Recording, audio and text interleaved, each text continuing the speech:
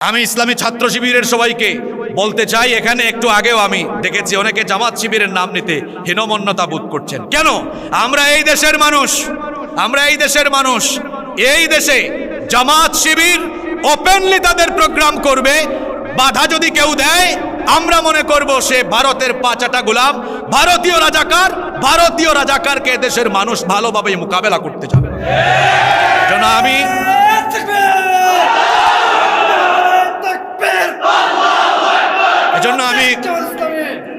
জন্য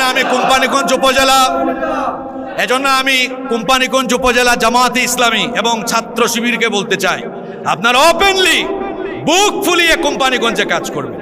আমি গোটা বাংলাদেশ সফর করছি, গোটা বাংলাদেশে আমাদের ভাইয়েরা ওপেনলি কাজ করছে। এখানে কার এত বড় সাহস যে ইসলামী আন্দোলনের কাজে বাধা দিবে?